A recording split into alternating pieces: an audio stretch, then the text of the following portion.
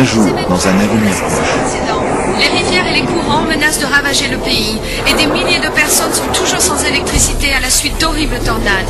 3 ouragans viennent juste de frapper le sud de la ville.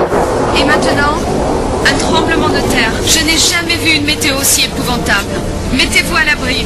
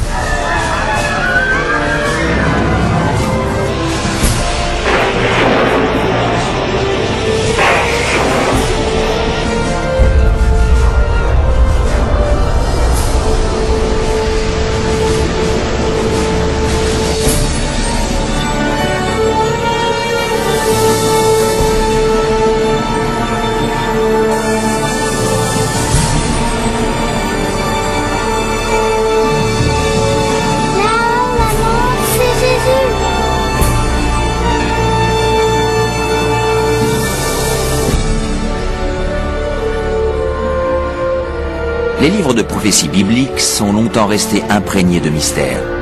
Textes anciens, nombres cryptiques, images symboliques, tous décrivent d'épouvantables événements apocalyptiques proches. Est-il vraiment possible de les comprendre? Qu'est la marque de la bête? Serait-ce, comme certains le prétendent, une puce implantée sous la peau? Quelque chose de plus insidieux? Et l'Antéchrist? Ce sinistre ennemi de Dieu a-t-il déjà fait son apparition? Ou est-il encore à attendre dans l'ombre? La fin du monde sera-t-elle déclenchée par des attaques terroristes? Serons-nous témoins des horreurs d'Armageddon et des 7 dernières plaies? Que faut-il savoir pour ne pas être laissé pour compte lorsque le Seigneur reviendra? Reconnaîtrons-nous les derniers jours et saurons-nous à quoi nous attendre? Vous allez découvrir ce que la Bible dit réellement sur les événements terrestres de la fin des temps. Joignez-vous à moi et découvrons ensemble les faits se cachant derrière la fin du monde dans la prophétie biblique.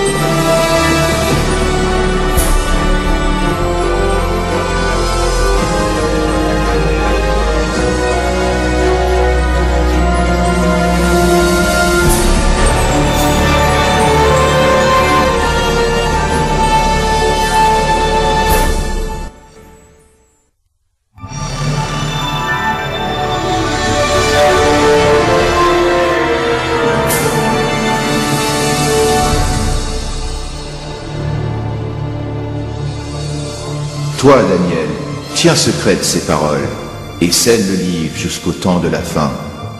Plusieurs alors le liront, et la connaissance augmentera. La fin du monde, cela arrivera-t-il vraiment? Si oui, quand? C'est l'une des questions les plus importantes et mystérieuses de tous les temps.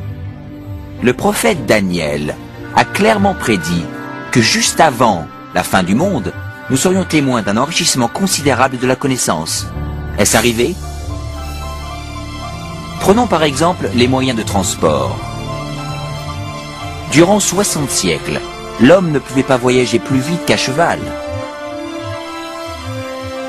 Désormais, les voyages qui auparavant nécessitaient des mois se font en quelques minutes.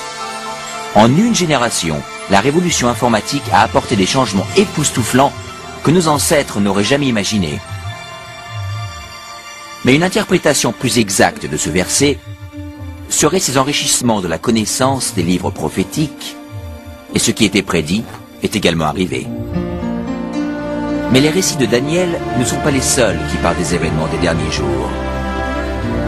Que peut-il se cacher dans les anciens textes des Écritures?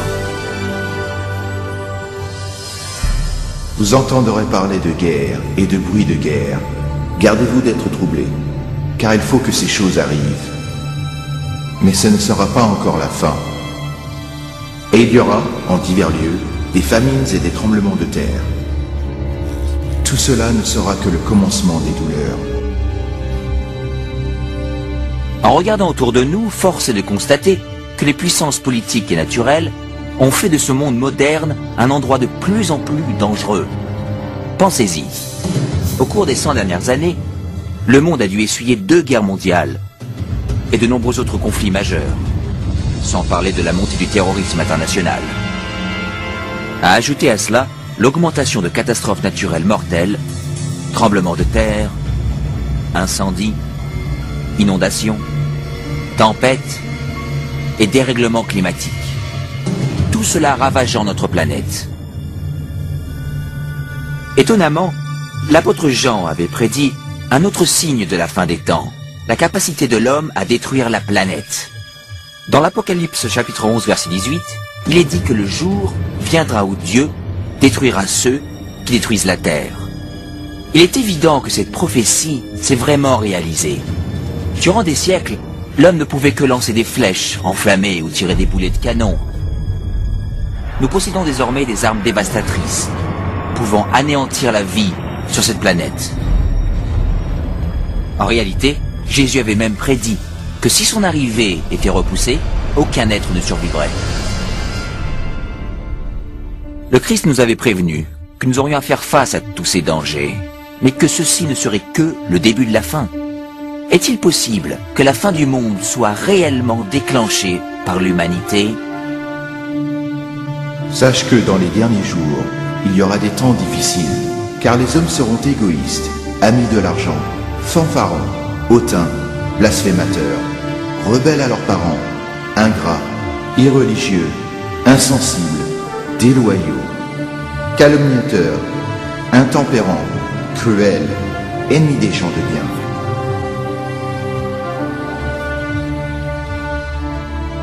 Quiconque ayant vécu durant les dernières décennies ne peut nier la chute libre de la morale dans notre société moderne. Chaque génération repousse les limites d'une conduite acceptable. Chaque nouvelle génération évolue donc dans un contexte moins moral que la précédente. Malheureusement, cette tendance semble inexorable. À l'époque de Noé, la décadence conduisait à la destruction avec le déluge.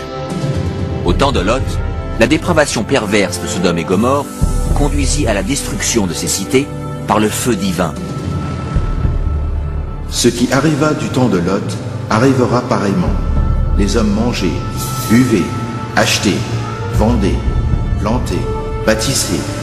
Mais le jour où Lot sortit de Sodome, une pluie de feu et de soufre tomba du ciel et les fit tous périr. Il en sera de même le jour où le Fils de l'homme paraîtra. Est-il possible qu'aujourd'hui, la perversion et l'immoralité puissent encore appeler les jugements du ciel? En plus du déclin moral de la société, la Bible prévoit également une montée en flèche du spiritualisme et de l'occultisme dans les derniers jours. Mais l'Esprit dit expressément que dans les derniers temps, quelques-uns abandonneront la foi pour s'attacher à des esprits séducteurs et à des doctrines de démons. La communication avec les morts, longtemps interdite par les Écritures, est maintenant largement acceptée, même dans les églises modernes. Les émissions de télé et les films mettant en scène la sorcellerie et les sciences occultes sont extrêmement populaires, surtout chez les jeunes. Malgré cette immoralité et cet étouffant spiritualisme, la Bible nous enseigne que là où le péché abonde, la grâce abonde d'autant plus. La promesse qu'a faite Jésus quant à la propagation mondiale de l'Évangile juste avant son retour offre un espoir profond. Cette bonne nouvelle du royaume sera prêchée dans le monde entier pour servir de témoignage à toutes les nations. Alors viendra la fin. La tâche de répandre l'Évangile aux 4 coins de la terre, qui autrefois paraissait insurmontable, devient vite une réalité. Grâce aux missionnaires, aux livres, aux cassettes, aux émissions satellites et à l'Internet, l'évangélisation s'accélère autour du monde. le message du Sauveur n'a jamais été aussi répandu qu'aujourd'hui. La Bible révèle que nous vivons actuellement les derniers jours de la Terre. L'amélioration de la connaissance, l'instabilité globale, le déclin moral et l'intérêt démesuré pour l'occultisme prouvent que la fin est proche. Les signes de la fin sont bel et bien visibles. Mais il y a plus. La Bible annonce aussi que ce sont ces forces opposées du bien et du mal qui conduiront le monde à la bataille finale d'Armageddon. Bientôt, une crise mondiale encore inconnue plongera la planète entière dans les événements les plus terribles jamais vus encore. Car alors la détresse sera si grande qu'il n'y en a point eu de pareil depuis le commencement du monde jusqu'à présent, et qu'il n'y en aura jamais. Quelle catastrophe déclenchera cette crise? Et quand aura-t-elle lieu? Se peut-il que ce soit un acte terroriste dévastateur? Un crash économique? Ou même un tremblement de terre, un astéroïde ou autre cataclysme? Une catastrophe chimique ou un fléau biologique mortel? Peut-être un mélange de tous ces désastres. Mais même si la Bible ne révèle pas l'événement précis, elle annonce les scènes dramatiques qui y succéderont. Dans notre rubrique suivante, vous en découvrirez plus sur ces événements renversants, terrifiants, que la majorité des chrétiens ne sont pas prêts à affronter.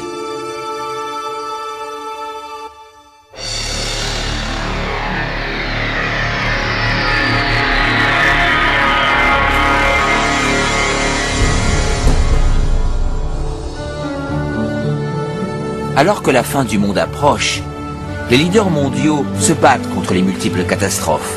Pendant ce temps, les chrétiens fidèles à Dieu font l'expérience d'un merveilleux élan d'énergie venant du Saint-Esprit. Après cela, je vis descendre du ciel un autre ange, qui avait une grande autorité, et la terre fut éclairée de sa gloire. Ce grand pouvoir qui illumine le peuple de Dieu, c'est le Saint-Esprit.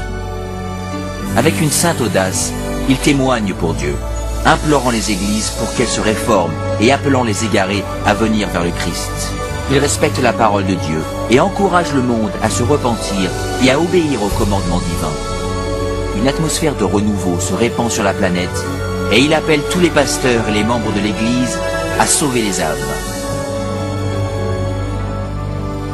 Alors que l'œuvre du Saint-Esprit augmente et les manifestations occultes s'intensifient, des démons trompeurs apparaissent par milliers en se faisant passer pour des êtres aimés, décédés ou des saints du passé. Ils parlent de paix et d'espérance en présentant des doctrines pleines d'erreurs subtiles et dangereuses. La Bible nous prévient. Car ce sont des esprits de démons qui font des prodiges. Comme on le suppose, ces manifestations ont une grande influence et très peu se prononcent contre elles. Jusqu'ici, les familles et les églises sont restées inefficaces dans leur tentative d'enrayer cette vague de malfaisance mondiale. Au cœur de cette agitation politique, morale ainsi qu'environnementale, les hommes cherchent le moyen de bloquer cette immoralité grandissante que nous avons aujourd'hui. Poussés par les électeurs, les leaders religieux et politiques mettent en place des mesures légales plus fortes pour restaurer les principes divins et la paix. Sous cette pression, le gouvernement vote des lois allant à l'encontre des principes de Dieu.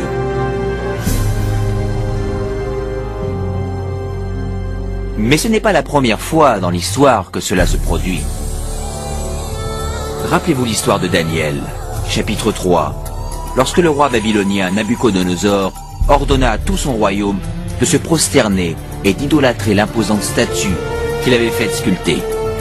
3 jeunes Hébreux savaient que cet ordre était contraire au 2e commandement concernant l'idolâtrie. Déterminés à rester fidèles à Dieu, ils refusèrent de se prosterner. Le roi les fit jeter au bûcher. Mais Dieu intervint miraculeusement et leur sauva la vie.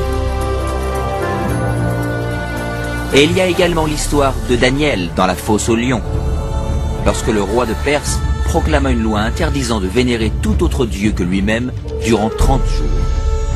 Daniel savait qu'en obéissant à cette loi, il devait violer le premier commandement de Dieu. il continue à prier Dieu ouvertement et quotidiennement, mettant sa vie en danger. Les ennemis de Daniel rapportèrent ces faits au roi qui, à contre-cœur, fit jeter son fidèle servant dans la fosse aux lions. Dieu manifesta encore son pouvoir et épargna miraculeusement la vie de Daniel. Et de la même manière, l'Apocalypse prédit qu'une force maléfique poussera les gouvernements à mettre en vigueur des lois indiquant comment l'on est censé adorer Dieu. Elles sembleront promouvoir la moralité. En réalité, elles prépareront le monde à accepter la marque de la bête et l'Antéchrist. Car il s'élèvera de faux Christ et de faux prophètes. Ils feront de grands prodiges et des miracles, au point de séduire, s'il était possible, même les élus. Alors, dans ces moments de crise, lorsque le monde cherchera désespérément la délivrance et la stabilité mondiale, l'aide apparaîtra sous une forme des plus surprenantes. Partout autour de la planète, on entendra ce cri « Jésus est arrivé, Jésus est revenu ». Un être rayonnant et charismatique se présentera comme le Fils de Dieu. Une nuée de reporters affluera pour voir cet être surnaturel faire des miracles. Ils l'entendront répéter les mots prononcés par Jésus dans les Écritures. Cet événement sera retransmis via satellite et des millions de gens croiront, à tort, que cette apparition confirme les Écritures. Il sera vu de tous. Beaucoup de religions attendent la venue imminente d'un sauveur, et cet être radieux paraît être la réponse à toutes leurs prières. Mais dans le deuxième épître Corinthiens, la Bible met en garde contre Satan sous l'apparence d'un ange de lumière. Ce n'est pas Jésus que les hommes accueillent à bras ouverts, mais Satan, se faisant passer pour le Fils de Dieu. Et ce faisant, le diable est ainsi capable de réunir les hommes et de renforcer ainsi son système de culte trompeur. Il réalise alors la plus grande imposture jamais commise envers la race humaine.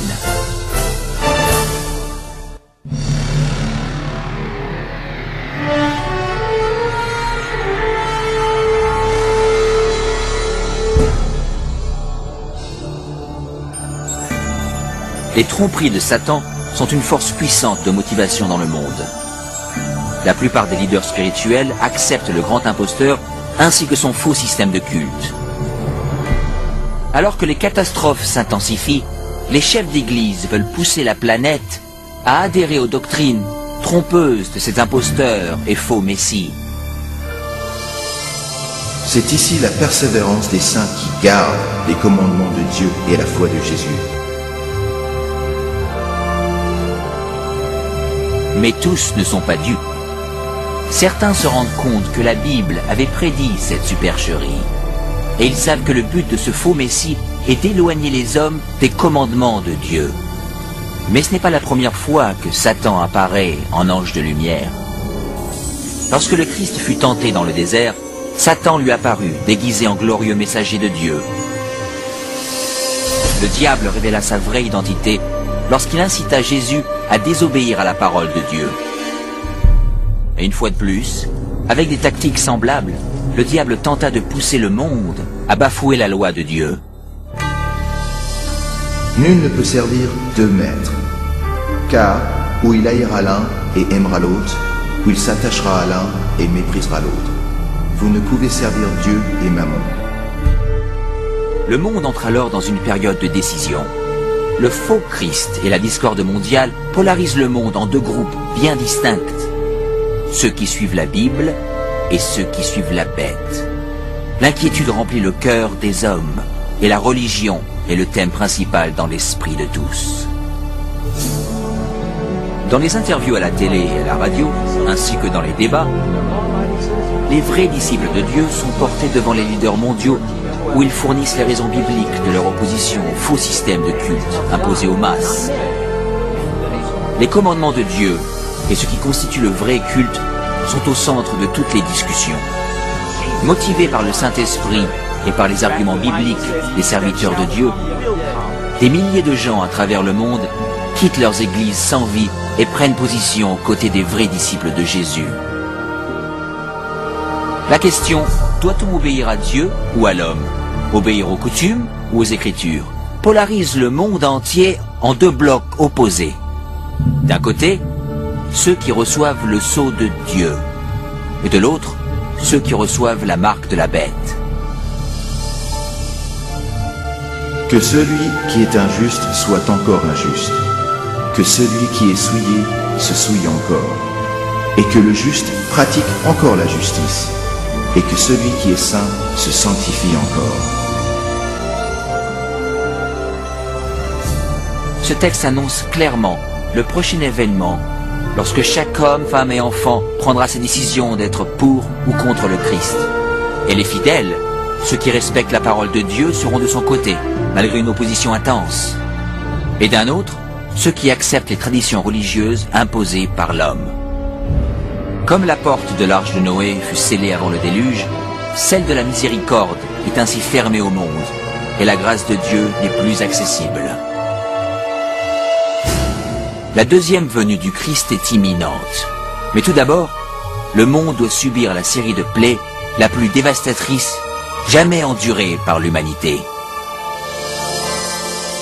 Et j'entendis une voix forte qui venait du temple, et qui disait aux 7 anges, « Allez, et versez sur la terre les 7 coupes de la colère de Dieu. » Le premier alla, et il versa sa coupe sur la terre. Et un ulcère malin et douloureux frappa les hommes qui avaient la marque de la bête et qui adoraient son image. Tout espoir d'amélioration est détruit lorsque les 7 dernières plaies de l'Apocalypse s'abattent finalement sur notre planète. C'est le fléau le plus abominable jamais vu par l'homme, et c'est aussi le dernier. La première plaie est extrêmement douloureuse et effroyable et cause une atroce souffrance pour les égarés. 6 autres suivent rapidement. L'eau des mers et des rivières se change en sang. Le soleil reçoit le pouvoir de brûler les hommes. Plaie après plaie se suivent. La terreur règne sur les peuples de la terre, frappés de panique. Pendant ce temps, une partie des rescapés trouve refuge à l'écart, où ils sont protégés et soutenus par les anges de Dieu. D'autres sont jetés dans des prisons. Alors qu'ils semblent oubliés par l'homme, ils ne sont pas oubliés par Dieu. Les fidèles sont protégés des plaies, comme les enfants d'Israël furent préservés du fléau qui s'abattit sur l'Égypte. Les fidèles traversent alors une terrible période de quête spirituelle. Leur seule pensée devient « Sommes-nous dans les pas de Dieu ?» Ils trouvent la tranquillité en faisant confiance aux promesses de Dieu. Et le dragon fut irrité contre la femme, et il s'en alla faire la guerre au reste de sa postérité, à ceux qui gardent les commandements de Dieu et qui ont le témoignage de Jésus. Convaincus par le faux Christ, les misérables égarés pensent que leur seul espoir de se débarrasser de ce fléau est d'éliminer leurs opposants. On décide donc de rechercher et d'exterminer en une journée le peuple de Dieu qui se raccroche aux Écritures. Sur le champ de bataille spirituel, ceux qui suivent les traditions de l'homme et adorent la bête affrontent ceux qui aiment Jésus et obéissent à ses commandements. Ceci est la dernière bataille d'Armageddon. La malfaisance du monde a atteint les limites de la patience de Dieu, et il est temps pour lui de secourir ses fidèles enfants.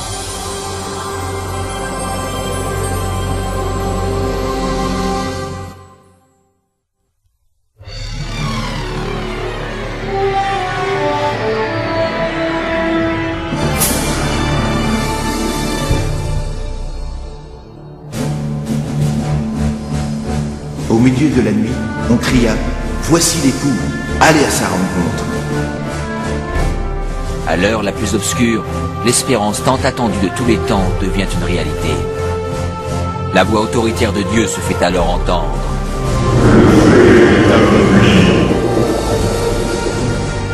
La voix tonitruante remue les cieux. Un puissant tremblement de terre signale alors l'approche d'une grande armada céleste.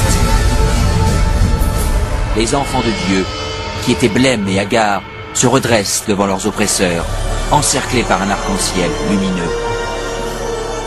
Leurs visages resplendissent, car ils savent que leur Rédempteur et ses anges viennent les chercher.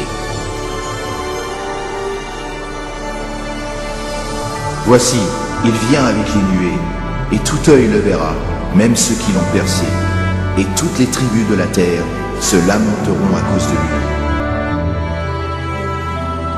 Ce n'est pas un enlèvement secret, comme vous avez dû l'entendre. Toute personne sur Terre assiste à cet événement extraordinaire. Et la plupart en sont terrifiés. Les égarés s'enfuient dans les cavernes, tentant en vain de se cacher du roi sacré. Et comme Jésus l'avait promis, les êtres malveillants qui avaient marqué son procès et sa crucifixion sont élevés de leur tombe pour le voir arriver dans un nuage de gloire. Car le Seigneur lui-même a un signal donné, à la voix d'un archange et au son de la trompette de Dieu, descendra du ciel, et les morts en Christ ressusciteront premièrement. On entend alors une trompette résonner dans les cieux. Et la voix toute puissante du Sauveur appelle les saints endormis depuis des siècles. Réveillez-vous, vous qui dormez dans la poussière, et levez-vous. Sur toute la terre, une armée de saints se lève de leur lit de poussière. Ils apparaissent dans des corps jeunes, glorifiés et immortels, sans aucune trace de maladie ou de défiguration. Ensuite, ceux qui ont traversé la période trouble sont également transformés. Ils reçoivent un nouveau corps, beau et immortel. Les âmes perdues, terrifiées, regardent avec angoisse cette scène surprenante. Ensuite, nous, les vivants, qui serons restés, nous serons tous ensemble, enlevés avec eux sur des nuées, à la rencontre du Seigneur dans les airs. Et ainsi, nous serons toujours avec le Seigneur. Les âmes transformées s'élèvent au-dessus de la destruction, laissant le monde en convulsion. Ils rejoignent leur Sauveur parmi les nuées d'anges. La peine, le péché et les souffrances resteront derrière eux. Le voile qui les séparait de leur Seigneur est éliminé pour toujours, et ils contemplent leur Dieu et son divin visage en face à face. Ce que tuera l'Éternel en ce jour seront étendus d'un bout à l'autre de la terre. Ils ne seront ni pleurés, ni recueillis, ni enterrés. Ils seront comme du fumier sur la terre. Au cours de la deuxième venue, le chaos règne sur la planète. Parmi les ouragans de démons hurlants, les tremblements de terre, les océans bouillonnants, les îles en disparition et les nuages menaçants, la terre est battue de grêlons gigantesques. Les âmes perdues encore vivantes sont bientôt détruites par la clarté de la présence du Seigneur. Leurs corps sont éparpillés sur la surface de la planète ravagée. Pour la première fois depuis sa création, la Terre est désormais complètement dépourvue de toute vie humaine. Seul Satan et ses anges déchus demeurent pour contempler les résultats de la rébellion.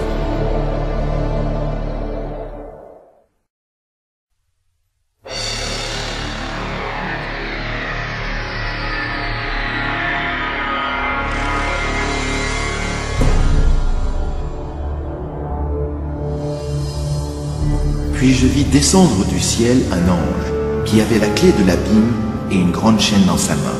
Il saisit Satan et il le lia pour 1000 ans.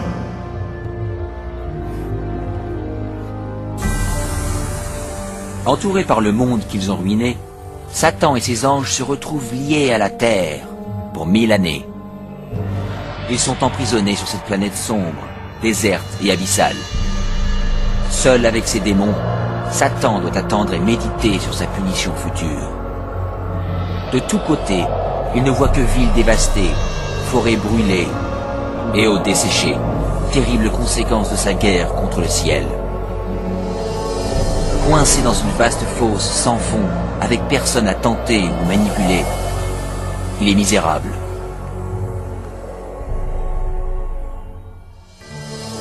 Et je vis des trônes, et à ceux qui s'y assirent fut donné le pouvoir de juger. Ils revinrent à la vie, et ils régnèrent avec Christ pendant 1000 ans. Alors que Satan médite seul sur son sort, les âmes rachetées profitent des gloires indescriptibles du ciel. Chacun rencontre son ange gardien qui répond aux multiples questions concernant sa vie sur terre. Puis Dieu, dans un acte ultime de révélation, les invite tous à participer au jugement des âmes perdues en ouvrant leur dossier. Les rachetés peuvent voir pour quelles raisons ceux qui pensaient retrouver au paradis n'y sont pas. Les pensées les plus secrètes des égarés sont clairement exposées et le voile est levé sur leur bataille spirituelle. Les actes et motifs des anges déchus sont clairement visibles. La transparence de Dieu est à ce sujet remarquable. Comme Paul l'annonce dans le premier épître aux Corinthiens, chapitre 6, verset 2, les sauvés participent au jugement des âmes égarées. Avant qu'un seul pécheur soit puni, son dossier est revu par des humains comprenant les difficultés de la vie sur terre. Tous les maux et les faits des âmes perdues sont pesés devant la parole de Dieu. La justice de leur sentence est confirmée et l'ampleur de leur punition déterminée. À la fin des 1000 années, Jésus et les rachetés préparent leur retour sur terre. Satan, ses anges et les âmes perdues doivent faire face aux dernières conséquences de leurs actes. Les humbles hériteront de la terre, et Dieu doit mettre en œuvre la phase finale de son jugement et purger l'univers des péchés.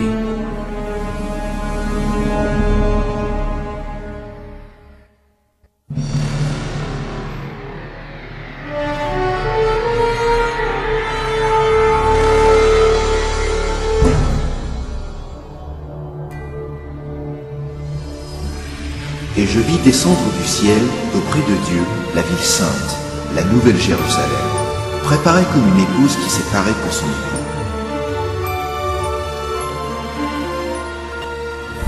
Après ces 1000 années de sabbat au paradis, le Christ et les rachetés retournent sur terre avec la nouvelle Jérusalem. En s'approchant de la planète dévastée, Jésus ordonne aux âmes perdues de sortir de leur tombe poussiéreuse. Entendant ces mots, les laissés pour compte de toutes époques et de tout lieu se présentent devant Dieu. Ils sont sauvés en gardant leur corps de mortels. Alors que Jésus descend du ciel, ses pieds touchent le mont des Oliviers.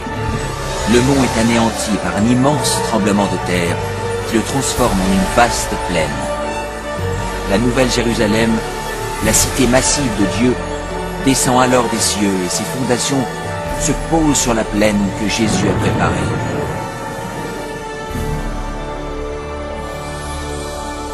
Quand les 1000 ans seront accomplis, Satan sera relâché de sa prison, et il sortira pour séduire les nations, afin de les rassembler pour la guerre. Étonnamment, Satan réussit à tromper ses adeptes une dernière fois. Il les mobilise pour prendre par la force la cité céleste. Les généraux et les militaires se préparent pour cette bataille épique.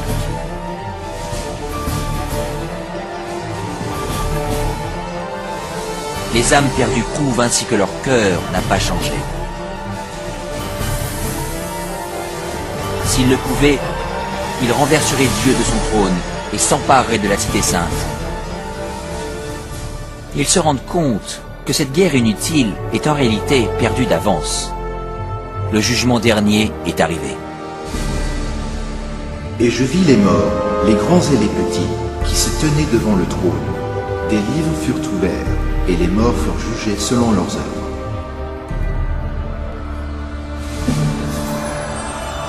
Le Seigneur apparaît alors sur son trône glorieux. Tous les plans de guerre des âmes malveillantes sont stoppés immédiatement. En contemplant le visage de Dieu, les égarés prennent douloureusement conscience de tous les péchés qu'ils ont commis. Ils se rappellent de chaque instant où ils ont tait leur conscience, où ils se sont éloignés des supplications du Saint-Esprit. Certains pensaient avoir caché avec succès leurs péchés de meurtre, crime ou autres vices. Avec honte, ils comprennent à présent les mots de Jésus que l'on trouve dans Luc, chapitre 12. Il n'y a rien de caché qui ne doive être découvert, ni de secret qui ne doivent être connus. Chacun comprend qu'il a, par son propre choix, rejeté le salut en voyant défiler sous ses yeux le panorama de sa vie. Tragiquement, la paix et la joie de ceux qui habitent dans la cité ne seront jamais les leurs. L'intense désespoir qui les envahit entièrement dépasse tous les mots. Les rebelles ne peuvent nier la justice de Dieu qui les déclare coupables. D'une seule voix, ils s'exclament « Justes et bons sont tes chemins, ô toi, roi des saints !» Et à genoux, ils vénèrent le prince de la vie. Et ils montèrent sur la surface de la terre, et ils investirent le camp des saints et la ville bien-aimée. Mais un feu descendit du ciel et les dévora. Finalement, le temps est venu pour les égarés de faire face aux conséquences irréversibles de leurs actes. Sans avertissement, l'Apocalypse descend des cieux. La terre se rompt et le feu jaillit des cavernes. Alors que l'enfer engloutit les âmes perdues, les justes restent sains et saufs dans les portes de la Nouvelle Jérusalem. Chaque pécheur est puni en fonction de ses actes. Ceux ayant peu péché sont rapidement détruits, alors que ceux étant coupables de crimes contre l'humanité souffrent plus longtemps. Et Satan, l'instigateur de tous les péchés, est destiné à souffrir encore plus. Pour Dieu, la punition des égarés est vraiment douloureuse, mais c'est sa justice qui le requiert. La peine pour le péché est la mort. Sur la croix, Jésus a souffert de cette punition au nom de tous ceux qui accepteraient son sacrifice. Mais les égarés ont rejeté cette offrande et doivent maintenant payer eux-mêmes l'horrible prix du péché.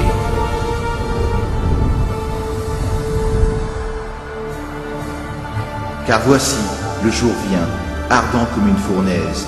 Tous les hautains et tous les méchants seront comme du chaume. Mais pour vous qui craignez mon nom, car ils seront comme de la cendre sous la plante de vos pieds. Alors que les dernières braises de la punition refroidissent, les citoyens de l'univers élèvent leur voix et prient Dieu pour que le règne de terreur de Satan soit à jamais terminé. La paix de l'univers est en sécurité. Dieu porte désormais son attention sur la création d'un nouvel Éden et d'une nouvelle terre.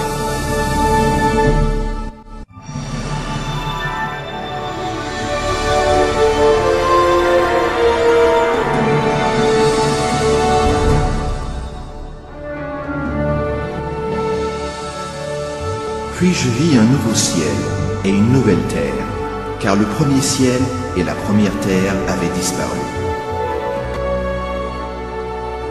Après avoir purifié la terre par le feu, le Seigneur entreprend son merveilleux travail de renouveau.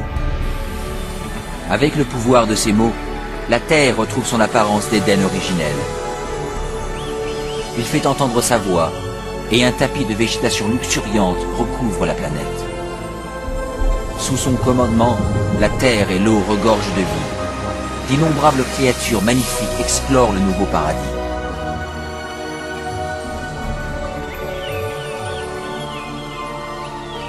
L'atmosphère vivifiante est pure et douce.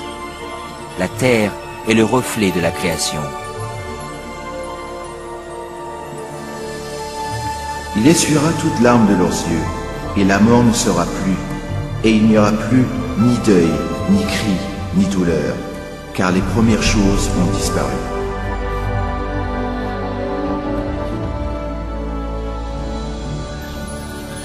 La sécurité de l'univers est assurée. Avec la Nouvelle Jérusalem comme capitale, tous les êtres créés se réjouissent de l'amour de Dieu. Ceux qui ont été sauvés de la destruction éternelle partagent un lien spécial avec leur Créateur qu'aucun autre être céleste ne peut apprécier. Alors que les péchés et les pécheurs ont été détruits pour toujours, une trace de la grande rébellion demeure. Qu'est-ce que t'as à la main? Ce sont les cicatrices sur les mains, les pieds et le côté de Jésus. Alors que s'écoulent les jours heureux de l'éternité, les souvenirs tristes et douloureux se dissipent dans la gloire et la splendeur des cieux. Les enfants immortels de Dieu peuvent désormais atteindre leurs plus grandes ambitions. La recherche de connaissances illimitées stimule l'esprit. Sans les contraintes d'une vie terrestre, les rachetés sont libres d'explorer les merveilles de l'univers infini de Dieu.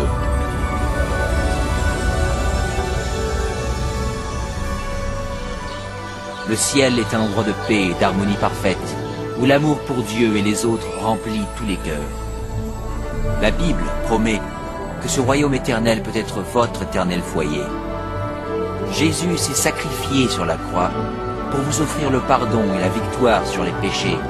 Plus que toute autre chose, il veut que vous habitiez avec lui sur cette nouvelle terre. Alors qu'il fait tout pour vous sauver, il ne peut vous forcer à accepter ce cadeau. Vous devez l'accepter vous-même. Irez-vous vers lui aujourd'hui? Demandez-lui maintenant et il viendra dans votre cœur.